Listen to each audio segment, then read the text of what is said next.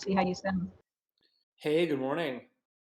Good morning. Thank you so much for joining us today. We're just so incredibly excited to have you here. And I know that there's a lot of questions, I'm sure. I've been asking them to get ready.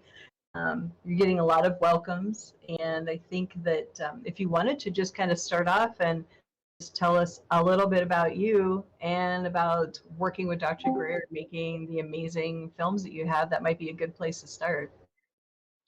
Yeah, of course. Hello, everybody. And thank you, Lori and Michael, for setting this up. It was an absolute honor to get to be part of this movie and unacknowledged.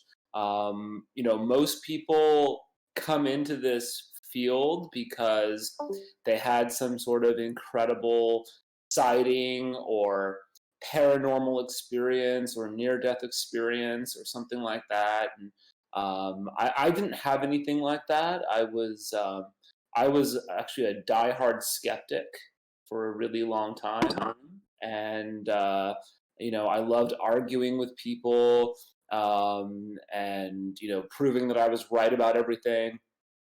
And then I started looking at arguments against my position, and the moment I did that, my position collapsed, and I realized that I had to take responsibility for this information and do something about it. And the only thing I know how to do is tell stories and make movies. And so I got involved with Dr. Greer. It started with I was a donor to the film Sirius and got to go to the premiere and started meeting folks in this space, and one thing led to another, and all of a sudden I'm in DC and in Dr. Greer's basement going through CIA documents, and you know, and it's been an incredible transformational journey, and I'm excited to answer whatever questions people have. Um, so let's jump into it. All right, who's first?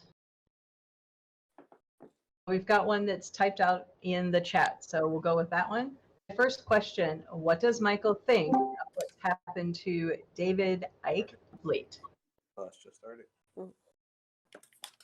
The question was, what do I think happened to David Icke of late? To a bath. Finish and take a bath. Yep. If you don't have an opinion about that, we'll just can move on. Well, I assume you're talking about him getting deplatformed by YouTube and Facebook. I mean, uh, I wasn't following it too closely, but it seems pretty obvious to me that as soon as you censor something, it makes it a lot more attractive to people. So I think ultimately, they're just the powers that be are just creating an underdog, and it's basic human psychology to sort of root for the underdog, and it's just going to draw a lot of attention to what he's talking about. The same thing happened with Plandemic, which is a documentary that's going viral right now. But I don't know too much about what's going on with David, unfortunately. I haven't followed it too closely.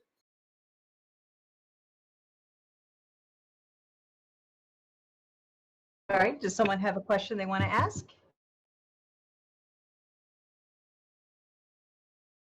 There are some more in the chat. Okay, then I'll go ahead and read the next one here. He from California asks, do you think it is an advantage not to have many personal ET experiences? Is it a ability to see the big picture? This is the part.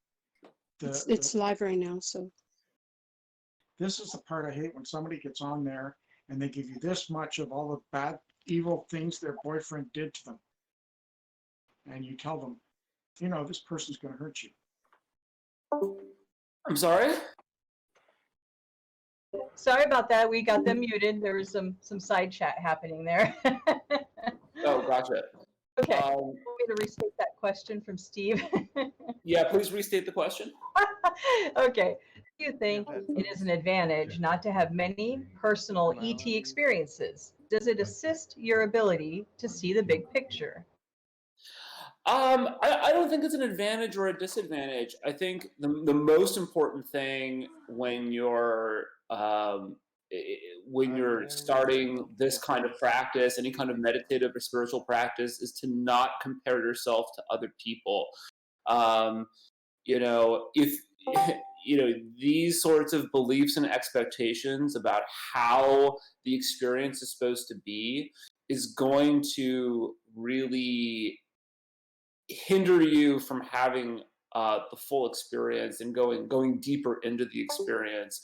You really want to try to keep at bay those kinds of judgments and expectations and beliefs about how it's supposed to be. And the more you're able to do that and just be open to whatever comes, the deeper you're going to go and the more profound your experience is going to be.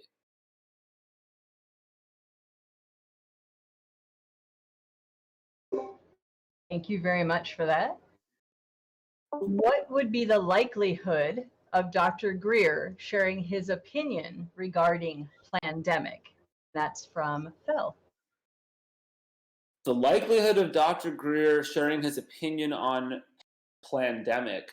I'll ask him. I mean, I can't speak for him, obviously, but if you've been paying attention to some of his recent, YouTube live broadcasts, you could probably figure out that there is some common ground between what he's been saying and what's in that film. I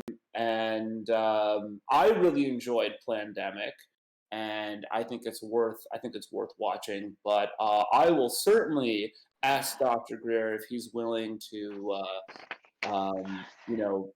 chime in on that conversation, because I know that has sort of taken over the internet right now, which is kind of cool. I will say this, everybody, as terrifying as this whole situation is, with this massive power grab that we're witnessing, the situation is backfiring to a certain extent on the powers that be, because so many people are getting red-pilled during this pandemic. I mean, even my mom and dad have been sending me, they sent me Plandemic.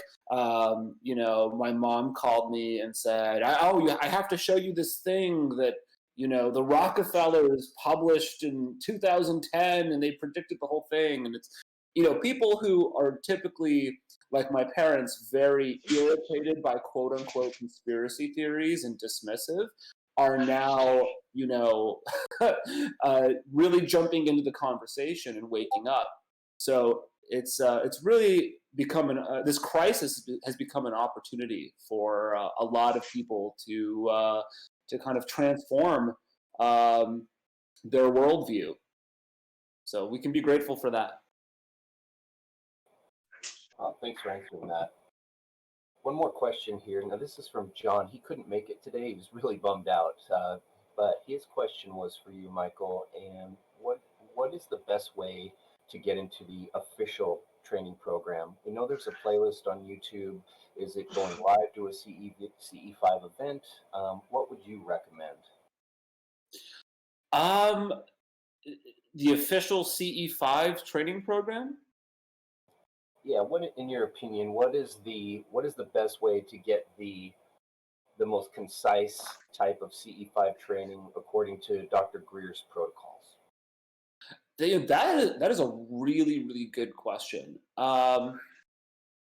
Well, apart from going on a training, which I know is prohibitively expensive for a lot of people, I would I would suggest grabbing the app. It's kind of like your own CE5 starter kit. I know that Dr. Greer has mentioned to me, he's flirting with the idea of creating some kind of, teacher training program in the future. But the way that he has set up this organization is deliberately very decentralized. He's seen firsthand how having this super centralized control and standardization of everything can become really bureaucratic and lose the original spirit of the organization, especially after the founder dies. If he were to pass away, it could become very sort of like cult-like, and we've seen this with other organizations that I won't mention. So he wants to avoid that as much as possible. When I'm talking to people about CE5, I always tell people, learn Dr. Greer's technique, because we know it works, but then adapt it and personalize it for what works for you. You're going to find your own style, and don't feel like you're not doing it exactly as Dr. Greer taught. It's not the right thing. You'll know if you're doing it right if you're achieving these transcendent states of consciousness, or if you are obviously making contact, you're doing it right. And you've got to just trust yourself. And I know the last thing Dr. Greer wants is for people to sort of rely too heavily on him as the ultimate authority on this. This organization is decentralized for a reason. Well said. I have a question for you. Did you feel like there was one particular event, piece of information, or experience, or was it a series of them that made you go from an ardent skeptic to an open-minded, or to be more open-minded in general? Yeah, that's a good question. So when I was first confronted with all these wild claims of not just the ET reality, but the science of consciousness, the reality of psychic phenomenon, near-death experiences, the existence of the human spirit, I was very, very resistant to all of this. And I had friends who were also diehard skeptics and atheists, and they would say, I wish I could believe, but I just can't, there's not enough evidence. And I would say to them, why do you want to believe? Why would you want any of this to be true? I didn't get why anyone would even want this to be true. I was very, very happy with my materialist, reductionist view of reality. We live in a cold, impersonal, mechanical universe, and that might have been depressing to my fellow skeptics, but I thought it was great, and I didn't want this stuff to be real. It wasn't one thing or one experience that changed my mind. It was me, sort of confronting the entire wealth of research and evidence, and trying to debunk it, and having to accept that I couldn't. And then I had to ask myself, once I accepted that I was completely wrong, I had to ask myself, well, why was I so resistant to this? Why was I so biased against this being true? And the best answer I could come up with is, if this stuff is true, you have to take responsibility for the information. You have to take responsibility for the thoughts that you're putting out into the universe. You have to take responsibility for your own happiness. You're no longer, just a victim of circumstance in a cold, impersonal universe, but you're, co-creator of every moment.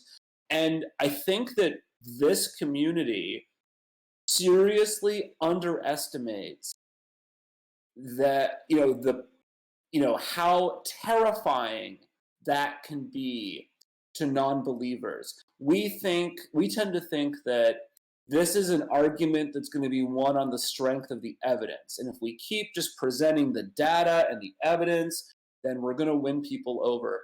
And I believe that if this was really about evidence and data, the debate would have been over decades ago. We would have won it. But instead, I think that this is really about the personal resistance of people not being able to confront the implications of this and the amount of responsibility that people have to take if this stuff is real. And so we should have empathy for people and not beat them over the head with facts and tell them that they're stupid, but maybe try to recognize if that's really where the resistance is coming from. And then be an example to those people that, this is actually a very beautiful way of living. And you can be very happy and joyful, accepting this responsibility.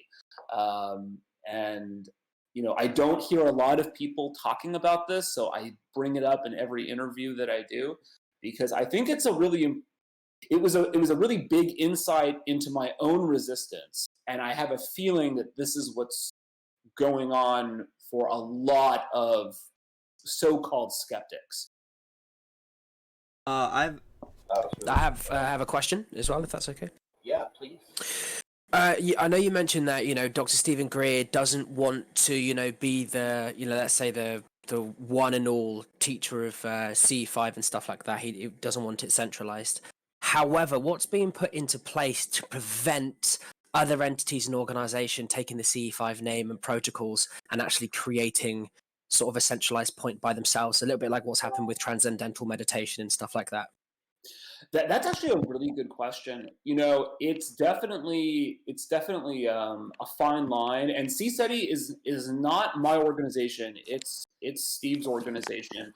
I don't really know the answer to that.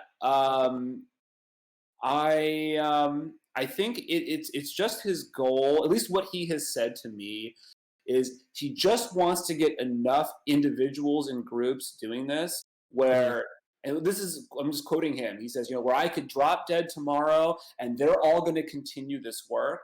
And yeah, some people are going to form organizations and they're going to turn into, cults or whatever, but but we're hoping that most people are going to just keep it loose and decentralized, and just it's all about the experience of the community, and we're trying to reach that kind of threshold, because if anything's a threat to this kind of stuff, it's some kind of terrible bureaucracy that would form around this, and we don't want that. We want people to be just completely free to experience this. Hey, Cool. Thank you. Yeah, of course. Michael, I'm sorry I didn't have a better answer. No, it's okay. It's something I always worry about. Capitalism normally gets their teeth into new stuff like this, so it's only a matter of time.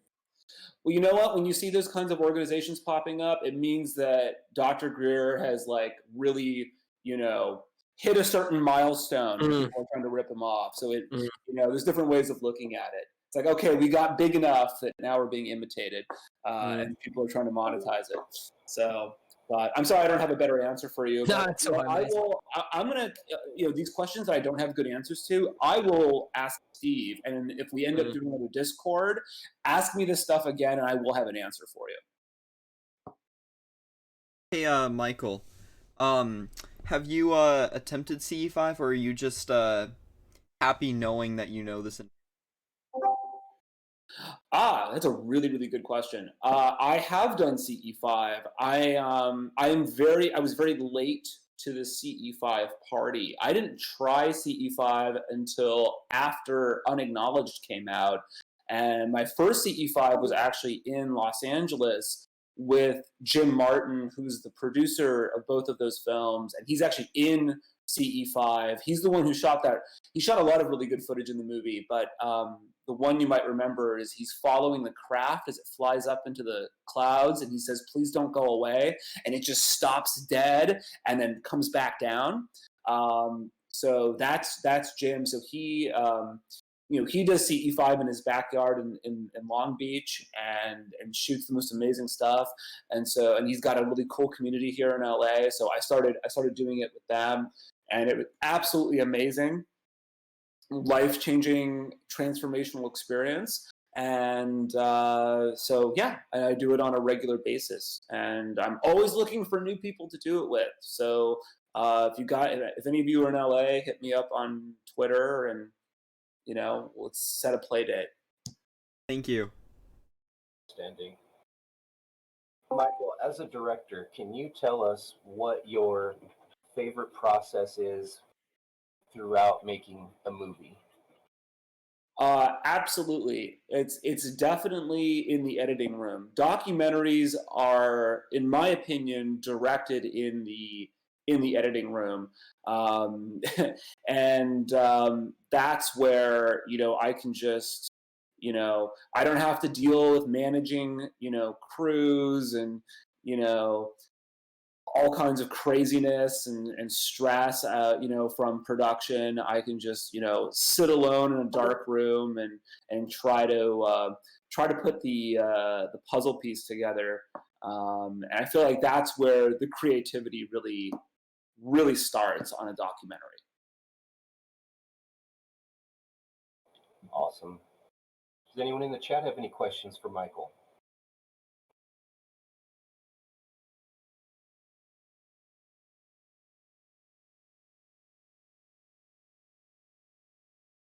All right, here's another one. Mr. Mazzola, when did you meet Dr. Greer? Did you say it was after you were you were a donor for one of the movies? Is that correct?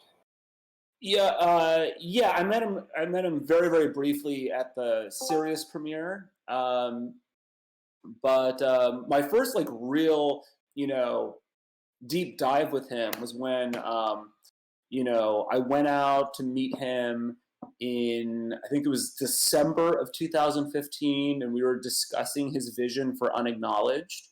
And I remember the meeting very well, because while we agreed that Unacknowledged was the right movie for that moment in time, he was very clear that the movie he always dreamt of making was Close Encounters of the Fifth Kind, and he saw Unacknowledged as the necessary stepping stone to kind of prepare people for the real crazy stuff in Close Encounters. So we deliberately left all of the contact stuff out of Unacknowledged, because we knew it was just going to be way too much for average people to handle. That movie's like Disclosure potty training. And then CE5 is where the real fun begins. Very cool. Are you able to discuss any future projects that you and Dr. Greer may be working on? I wish. I will say that we are kicking around some ideas, and some of them are more developed than others. And we're, the success of this film, thanks to all of you guys, is opening up new opportunities. It's kind of new territory. It's kind of surreal to see a movie about telepathically communicating with extraterrestrials be trending on these big platforms, and it shows that we're really starting to penetrate the mainstream. And it was really hard to kind of get there, because typically these kinds of movies, they kind of live on YouTube or Vimeo. And we really wanted to show these big companies that there is an interest in this, there is an audience for this, and they should allow people to make this kind of content. So we are working on some stuff, but I can't talk about it. But you might see a press release within the next 3 to 6 months. Very Say cool. that. Very cool. Other than the work that you've been doing with Stephen Greer and the movies you've worked on, what other sort of pieces of work would you say you're most proud of? Thank you. Well, there's a guy named Adam Michael Curry who was in Sirius, and he's in Close Encounters of the Fifth Kind. He's the inventor, entrepreneur, scientist who worked at the Princeton Paralab. I met him at the Sirius after party, and I quit my job in Hollywood to co-found a quantum physics R&D company with him, which is still running in Orange County. So we're working on developing, stuff like apps and hardware that you can, that responds to your subconscious mind. When he was, at the Princeton Paralab, he actually built this lamp called the Mind Lamp, where you could think of a color, it turns that color. We're doing stuff way more advanced than that now, just to sort of show people the power of their minds. And that's something I've been working on for, oh my God, 7 years now. I develop other film and TV projects. They're in various levels of development, and hopefully I'll get to share those with the world pretty soon. Cool. A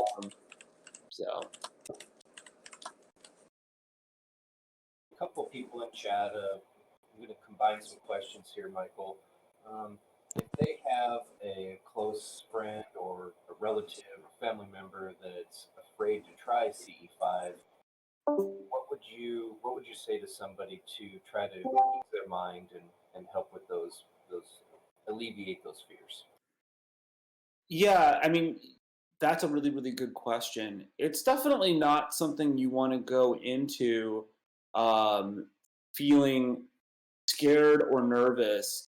And by the way, a lot of people feel that way. You're not alone. It's not uncommon.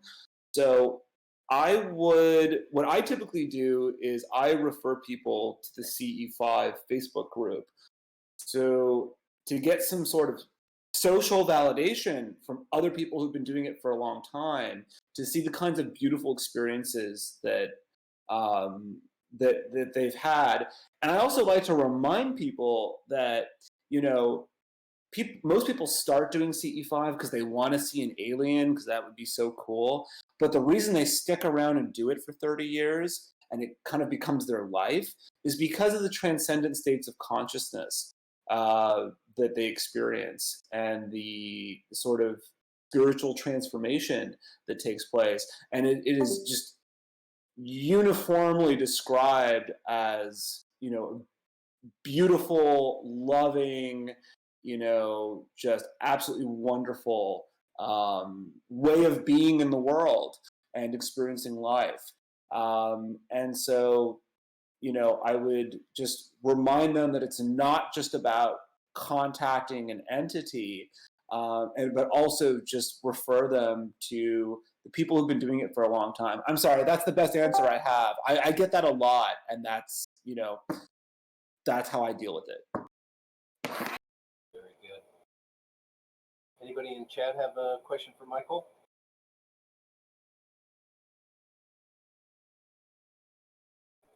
Okay, here's another one from earlier.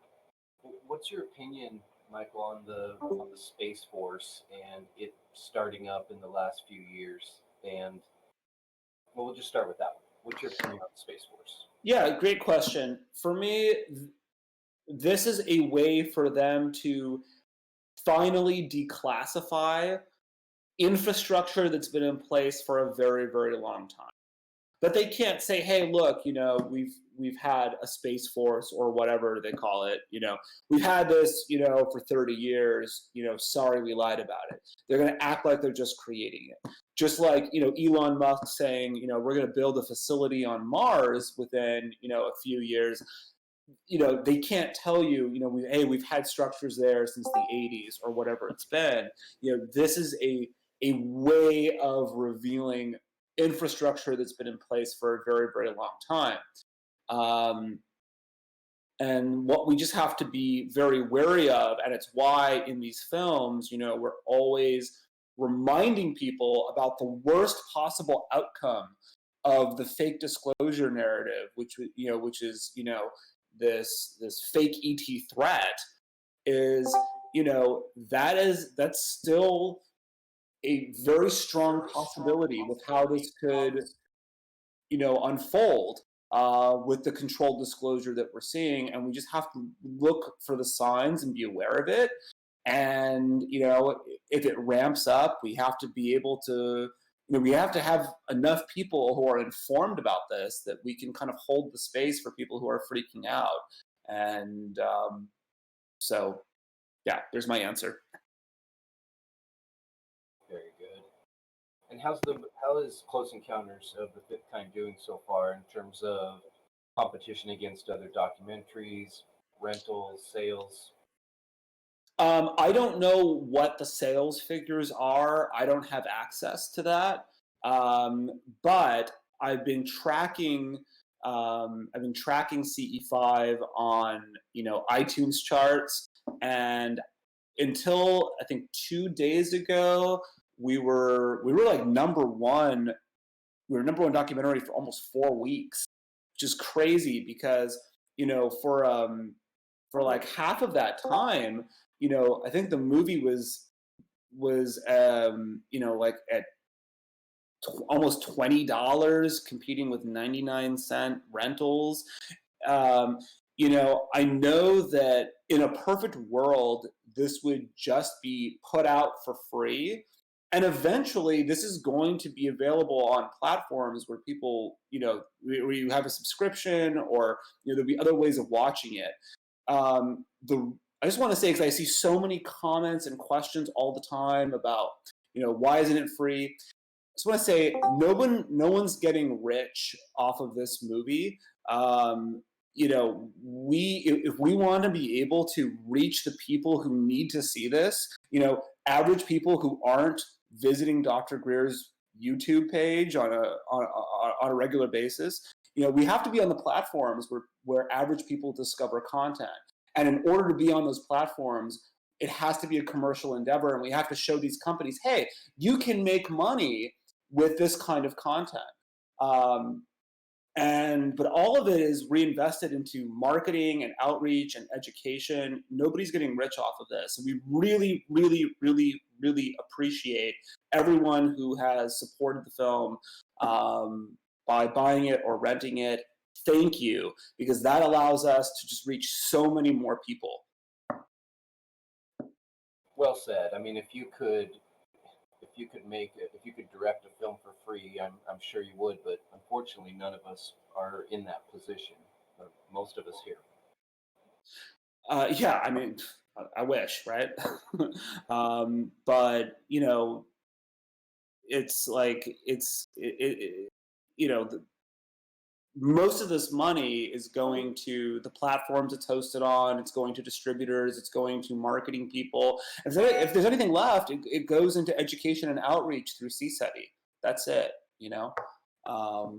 So we really, really appreciate it, and just know that it's going to a good use. It's allowing us to stay on these platforms, and it's really, really important because that's where most people are discovering content. And the people that donate the films are essentially like the corporate funders in the major motion pictures. So what you do is absolutely instrumental. And the same for people that purchase the movie. Not only are you supporting their work and research, but you also do get to own the movie, and you have bonus features that people that are going to rent the film or eventually see it on Netflix don't get to enjoy. Is that correct? Oh, absolutely. Yes. 100%. If you had an unlimited budget, what would be the next movie that you would direct? What type would it be? Oh, it would have to be the Daniel Sheehan story. Danny was in Unacknowledged and in Close Encounters. He's a constitutional attorney. We blew through his background so fast because we blew through everything so quickly in the movie because there's just too much stuff to try to cram into 2 hours. But Danny was he represented the New York Times during Pentagon Papers. He uncovered Iran-Contra. He represents the tribes at Standing Rock. The man is absolutely amazing. If you have Amazon Prime accounts, you can read his memoir for free on Kindle. It's called The People's Advocate. It is probably the best book I have ever read. It is incredible. So check that out. His story needs to be told too. And he was an original Disclosure Project witness. He was the attorney for the Disclosure Project, but he also, he was asked by the Carter administration to try to get him access to the UFO files because, Jimmy Carter had seen a UFO. And so when he became president, the first thing he said was, hey, I want to see, the UFO files. And his CIA director, George Bush Sr., said, we're not going to show that to you. And, so he had to find a way to go around it. And so it ended up falling on Danny Sheehan's shoulders to try to get in there. And he did. And so he became a witness and as well as the attorney for the Disclosure Project. He's an amazing guy. So I strongly recommend you all go check him out. Incredible story about the secret history of the United States. I can say personally that Danny Sheehan's one of the coolest guys I've met, one of the nicest people. Oh, absolutely.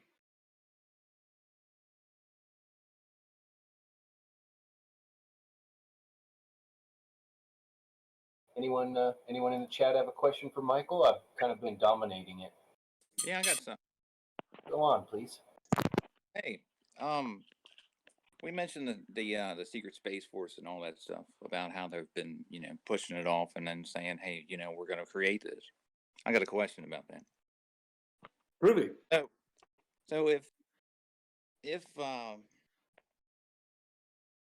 the governments have been, up there doing things and created technology and used it up there for a while, and they claim to be wanting planets in space,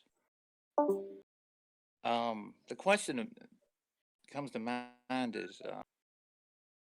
is our technology going to be harmful for the entities that this group is trying to, come into contact with? And are they trying to bully their way through, and just basically, keep us from even knowing more and more? Sorry, it was breaking up a little bit. So the question is, our infrastructure in space, our whole weapons infrastructure, is that a threat to the entities who were trying to contact through CE5? That was the question? Pretty much, yeah. Yeah, that's a really, really good question. And the answer is absolutely it's a threat. That is why they will appear when it is safe for them to do so. And that's why a lot of the time also, they'll only materialize for a second or two and then blink out of our dimension. They're not going to put themselves in danger. And you don't need to feel like you're putting anybody in danger or that you yourself are in danger, because you're not. They will appear when it is safe, or I should say, if it is safe for them and for you. So you don't have to worry about that. They worry about that.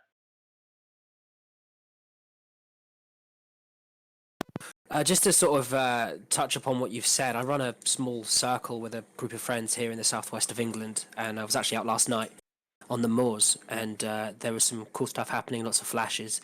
But something that we experienced was kind of looked like a satellite moving at a constant pace, but then it had this like slow power up. It was like a pulse, and then slowly kind of faded out, then disappeared. Is there anything in space that could sort of explain that other than contact? Off the top of my head, No, they actually, what you just described, the way I imagine it, sounds very similar to some genuine contact footage that I've seen. But, if you have, I'm trying to think of where I could send you to show you some similar videos. It kind of actually sounds like what Logan Paul just witnessed over his house a couple of weeks ago. You could find that on his YouTube page. I think it was sort of pulsing and moving across the sky, and then it just sort of faded out. It got really bright, and then it disappeared. If you can, I would look through some of the footage that Dr. Greer has released and see if you could find something comparable, because what you've described sounds like it could be contact. I can't easily dismiss it. Yeah, fine. Okay, thanks. Yeah.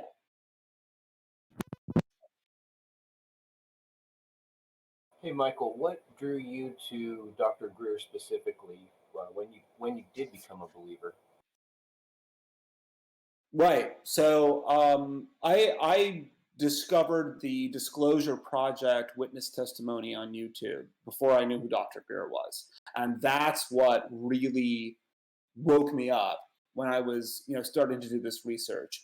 Then I saw some of his lectures on YouTube, but the one that blew my mind was his 3.5-hour expose of the national security state that he did in early 2015. I had been a fan of his already. I had donated to Sirius at that point, but I didn't realize just how deep this went and how brilliant he was until I saw that expose of the national security state in 2015. That's when I saw that, I said, this needs to be a movie. And I heard that he was looking for someone to kind of adapt that presentation into a film. And that actually was the basis for Unacknowledged, was that 3.5-hour PowerPoint presentation that he did. So for me, it's one of the best UFO videos on the web. Dr. Greer is probably the most misunderstood person in all of ufology. But he truly is a brilliant and sincere guy who has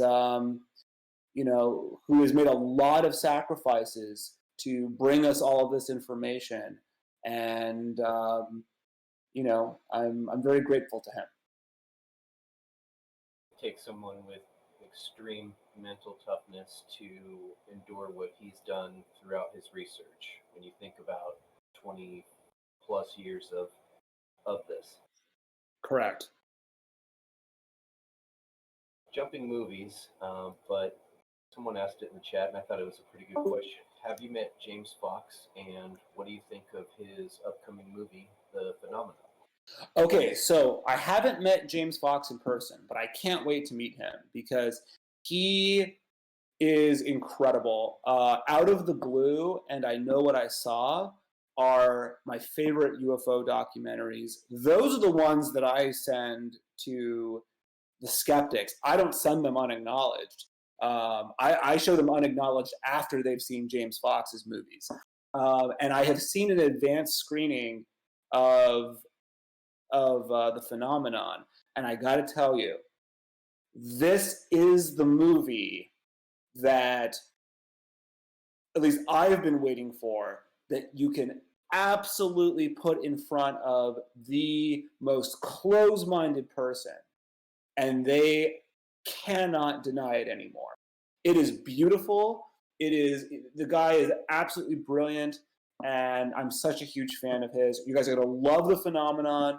It is going to be the ultimate evangelism tool, and it's just so beautifully made. The man is such an artist. He takes a really long time making movies. I wish I had that luxury. When I found out how long he was working on The Phenomenon, I was like, oh my God. Yeah, he's awesome, and I can't wait to meet him. When you started describing the movie, the hair started standing up on my arms because I've been lucky enough to see a screener as well, and it's a mind blower. It's for the skeptics, for people that maybe have just dabbled in this from sound bites on the news. It's going to open some eyes for sure. Yeah, the phenomenon is the greatest UFO documentary ever made. You know, I'm going to have to retire from making these kinds of movies because I'll never make anything as good as the phenomenon. It's so fantastic. You are all going to love it. That's a bold statement coming from yeah. the #1 documentary director of the summer right now. Yeah, but it's true. It's true. It's just, it is a film that's going to make this community so proud. Because we get a lot of ridicule. We get a lot of eye rolling. We get a lot of nastiness and shade thrown our way. And I think this film is going to do a lot to curb that permanently. So, just my opinion. Michael, how long did you work in Hollywood for? Oh God. So let's see. I went to film school in New York. I came back here in 2011. I was working in script development and in documentaries and for feature films. Then I kind of got disillusioned. Went off and I started the consciousness quantum physics company with Adam Michael Curry. Was still, developing scripts and stuff like that, but kind of doing it part time. Then I jumped into Unacknowledged, and now film is like, since then film's been my full time thing. The reason I ask is I'm just wondering if you're familiar with some of the sort of bigger theories going around about Hollywood regarding sort of the child trafficking and adrenochrome stuff, and I was just wondering if you're at all familiar with those theories. I'm extremely familiar with the theories. And look, I don't know about, I don't know if the adrenochrome stuff is true. I can't verify that, but I can say there are absolutely powerful pedophiles in Hollywood. And I think that Me Too, the Me Too movement was an effort to, and I'm not saying it didn't, that good things didn't come from it, because a lot of great things have come from Me Too, and it's the beginning of an awakening. But I think there was an attempt to push it into a narrow box, to make it about powerful men abusing powerless women. When the truth is, it's really more about powerful men abusing powerless women, men, and children. Yes, exactly. And so I think that Me Too the conversation needs to be expanded. And I can't elaborate beyond that. But yeah, there's definitely some really ugly stuff. I've hung out with enough Hollywood veterans, you get them a little drunk and they tell you where some of the skeletons are buried, and it's, a lot of that stuff is very, very real. But what's also surprising is that there's a lot of people in Hollywood who are also waking up to this, and they're horrified. I have friends in the industry who were sending me Out of Shadows. And so it's not like everyone in Hollywood is part of this evil, monolithic group, and everyone's part of the agenda. The truth is, to have a conspiracy, you really you don't need everyone to be on the same page. No. You just need key people to be on the same page. And, a lot of people in Hollywood are waking up. They're disgusted by this kind of stuff, and they're not afraid to talk about it. We're living through a big awakening here. Cool. Oh, I really appreciate you answering that question. It's a tricky one. So.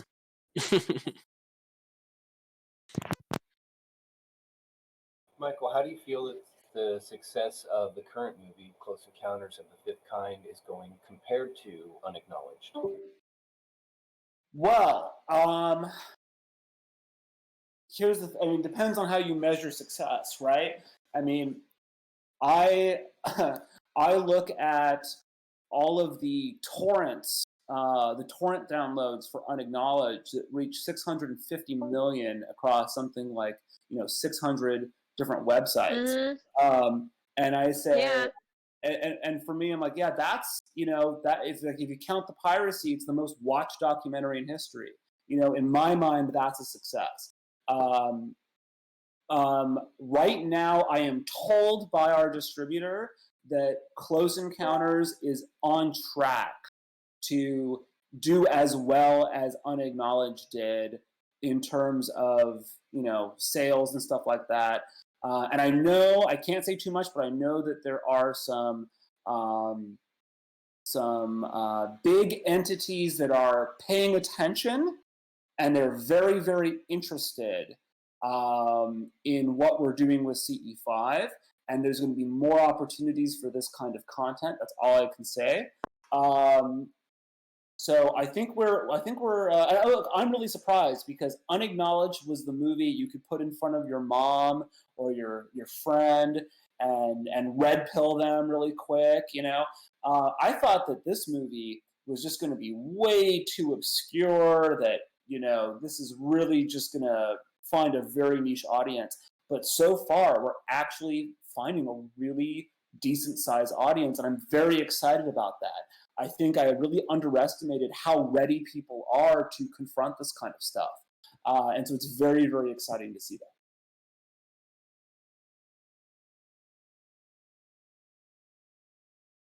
Nice. Do you think that free energy is going to be available to the human race in our lifetimes, Michael? I believe so, yes. Unfortunately, I can't elaborate on it, but there are people. I'll put it this way: there are devices out there, and which we know because there are people who create this, but then they get shut down, right?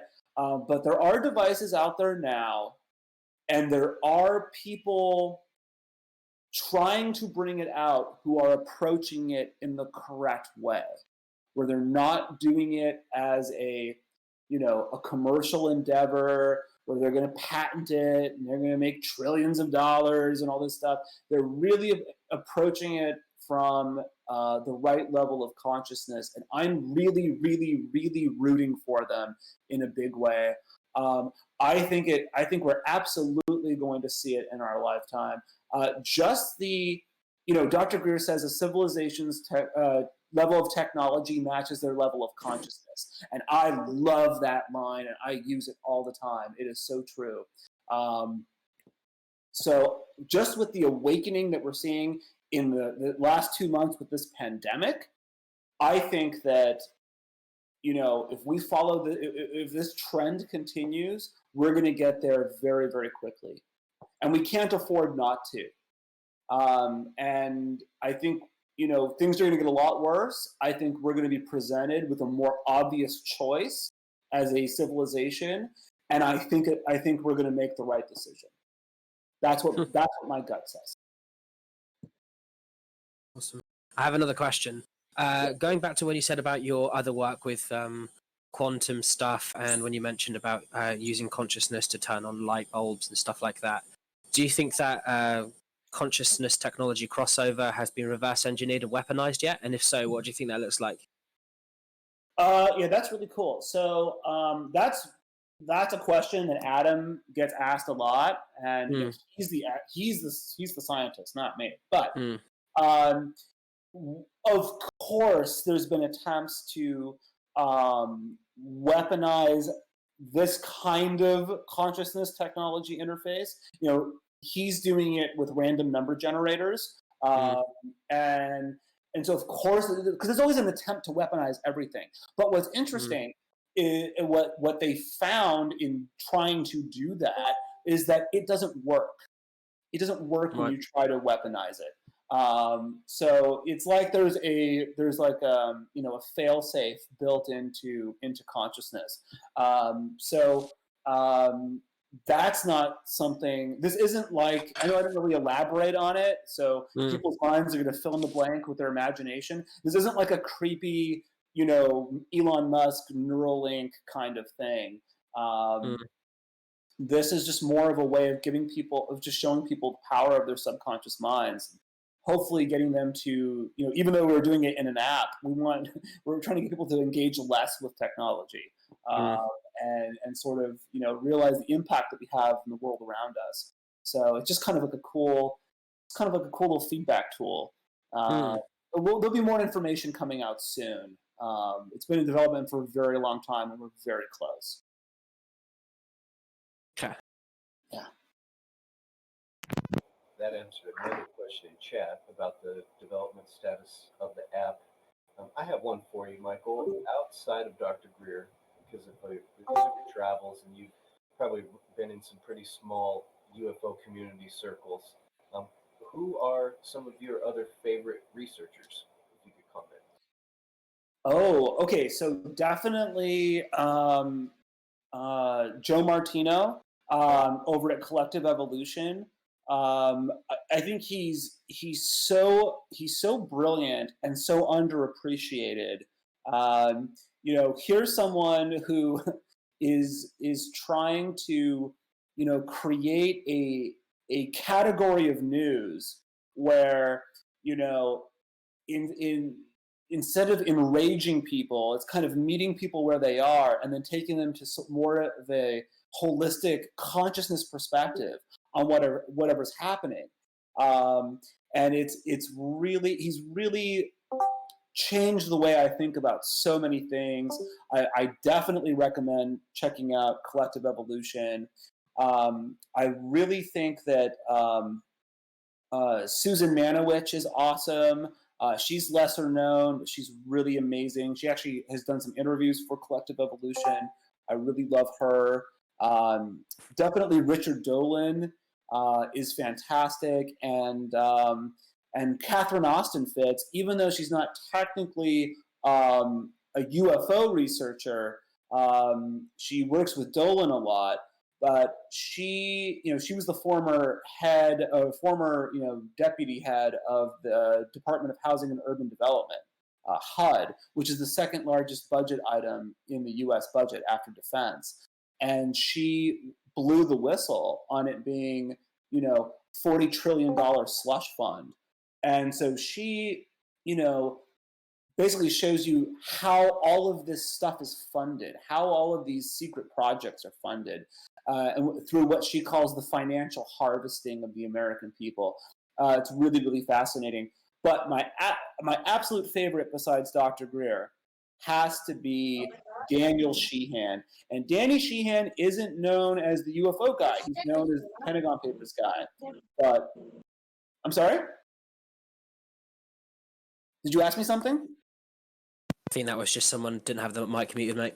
Oh, gotcha. All right, I'm sorry. I recommend everyone check out Daniel Sheehan's New Paradigm Institute. He's got some amazing videos talking about, why people have the worldviews that they have.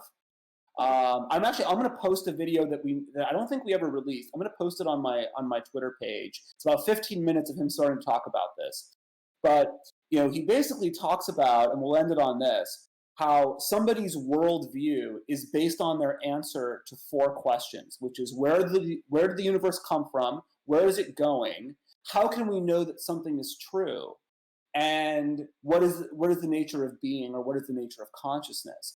And, the way that we answer these 4 questions, even if it's just sort of subconsciously what we assume about the world, this is what forms our worldview. And there's 7 of these worldviews, from authoritarianism, reactionary, moderate, conservative, liberal, utopian, progressive, But then he says, we need an 8th worldview.